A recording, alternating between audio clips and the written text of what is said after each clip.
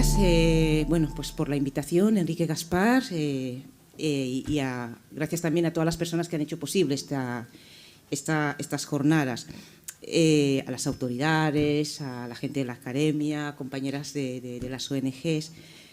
La verdad es que unas simples palabras que únicamente salieron de la emoción, porque además cuando se nos invitó el año pasado a participar en esas jornadas que hablaban de cómo había impactado la COVID a las mujeres, ¿no?, a la igualdad, y se nos invitó a las mujeres migrantes a participar. Tuve además un momento de encuentro con varias compañeras del sector y efectivamente no nos veíamos reflejadas en esa cuestión de la igualdad cuando teníamos cuestiones de mucho más calado, ¿no?, y que queríamos abordar. Y te lo agradezco especialmente, Enrique Gaspar, que esas simples palabras, como digo, que salieron más desde ese plano emocional, pues nos hayan traído de nuevo a dar esa presencia y esa visibilidad a las mujeres migrantes y refugiadas.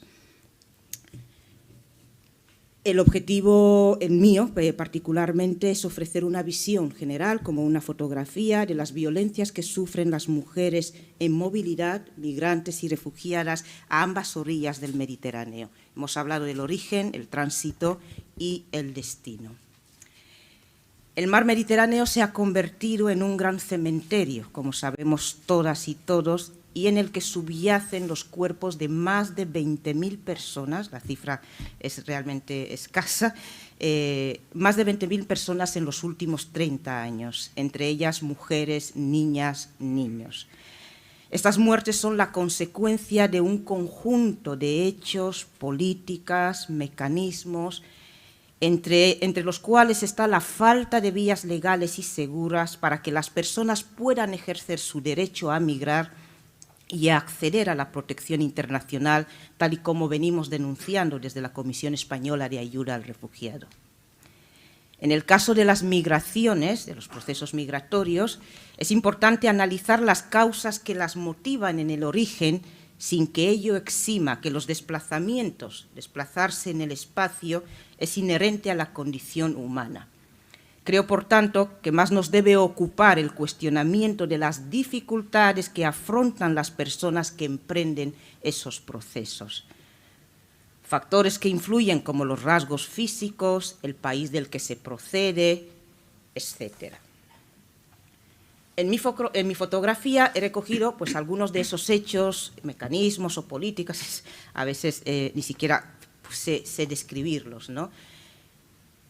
La externalización de las fronteras. Esa externalización de fronteras pues, tiene también sus consecuencias. En el 2018, si no recuerdo mal, tuvimos esa imagen que se dio en Libia, en un punto de detención de Libia. Los centros de detención, efectivamente, ya los he mencionado, forman parte, ¿no?, de esa externalización de fronteras, esas fronteras que ya no controlan los europeos. Decía una de las políticas, ese Mare Nostrum, que ya no está en los límites habituales, sino parece que está un poco más allá, y que son otros países y otros gobiernos los que controlan esas fronteras, gobiernos que muchas veces son se cuestionan, ¿no?, sus políticas de derechos humanos. Voy haciendo menciones. Las vallas de Ceuta y Melilla, el Frontex, la Agencia Europea de Control de Fronteras, que también habría que cuestionarlo, ¿no? ¿Cuánto cuesta mantener esa agencia y cuánto se destina a la cooperación al desarrollo, ¿no? Pues igual es una cifra que habría que comparar. Las mafias y la trata de mujeres para la explotación sexual son también consecuencia de esa falta de vías legales y seguras para que las personas puedan migrar y puedan acceder al procedimiento de asilo. La gestión de los desembarcos se ha mencionado antes, pero yo creo que todos hemos pasado ese momento en el que son personas las que están en esos barcos, no son precisamente rebaños de animales ni nada parecido, y que tienen que aguantar ese momento en el que los políticos o los decisores deciden si se van a la izquierda o se van a la derecha, ¿no? Desde el otro lado, para los que vemos esa imagen, ¿no?, de personas que tienen nuestros propios rasgos físicos incluso, pues a veces son días sin poder ni comer, ¿no?, ni beber agua, porque no se sabe cuál va a ser la decisión. En algunos casos hemos tenido decisiones favorables, como lo que también se ha mencionado en el 2018 con la llegada del Aquarius, ¿no?, pero después de haber estado unos cuantos días en vilo sin saber qué iba a pasar con esas personas. Son cuestiones que también hay que traer a foros de este tipo. Está muy bien, ¿no?, que todo está bien y las políticas, etcétera, etcétera, pero también hay flecos, hay cosas que no están tan bien, y como activistas precisamente nuestra mirada está en esos espacios o en esos rincones donde las cosas no están tan bien. Los campos de refugiados en las islas Egeo, ¿no? Deberíamos saber qué pasa en esos campos de refugiados, cómo viven las personas en esos campos de refugiados, especialmente las mujeres y las niñas. El muelle de Arguineguín, tal vez se podría haber, no sé, se podría haber dado otra imagen de lo que pasó en ese muelle y esa imagen que nos llegó a los demás, ¿no? Ese hacinamiento de personas, insisto, personas, tal y como vimos, ¿no? Insisto, voy dando imágenes, ¿no?, para recordar qué es lo que pasa. Está claro que ahora, con los menores, las menores no acompañadas, pues igual su situación va a mejorar. Pero también están las temporeras en general, las recolectoras de la fresa en particular, ¿no?, cuya situación también está ahí y debe llamar nuestra atención. Las trabajadoras del hogar y los cuidados, la propia ley de extranjería. Aquí tenemos una ley y me suele parecer paradójico que tengamos el SAODRE, el Servicio de Atención a Víctimas de Discriminación Racial y Étnica, ¿no?, que además es un servicio que paga el Ministerio y lo implementan organizaciones como CEAR, Valencia Acoge, etcétera.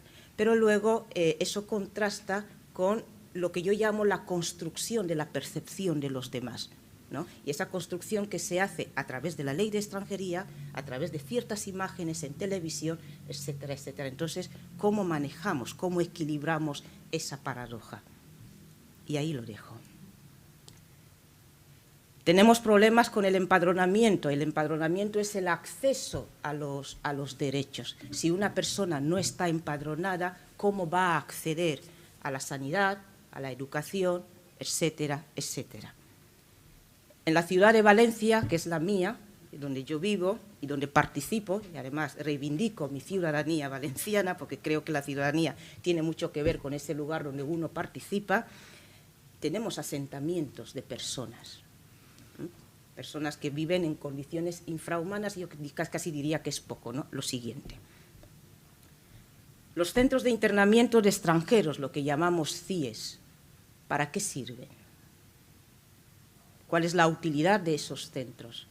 Centros donde se interna a personas extranjeras, por supuesto, que, según dicen los compañeros, los juristas, que no han cometido ningún delito, tan solo es una falta administrativa y se les priva de un derecho que es la libertad, que tanto amamos todos, ¿no?, y todas. Y, sin embargo, se priva a las personas de esa libertad. La fotografía no es exhaustiva, por supuesto, mis compañeras podrán ampliar un poquito más. Termino con una cita del filósofo Kwame Anthony Appiah. Kwame Anthony Appiah tiene la particularidad de que su padre es ganés y su madre es inglesa, por tanto, él entiende bastante bien esa cuestión del cosmopolitismo, ¿no? Y Kwame Anthony, cito textualmente, tenemos obligaciones que se extienden más allá de aquellos a quienes nos vinculan lazos de parentesco o incluso lazos más formales de la ciudadanía compartida. Algo parecido se ha dicho ya, esa obligación que tenemos todos de no solo mirar nuestro entorno, sino un poco más allá de nuestro entorno, esa defensa que tenemos que hacer todos de la humanidad, porque ante ciertas imágenes o ante ciertas, estaba comentando unas palabras de, creo que es el director de datos de la Organización Internacional de las Migraciones, que en una entrevista que le hicieron en mayo del año pasado, y a veces son verdaderos insultos a la humanidad, ¿no?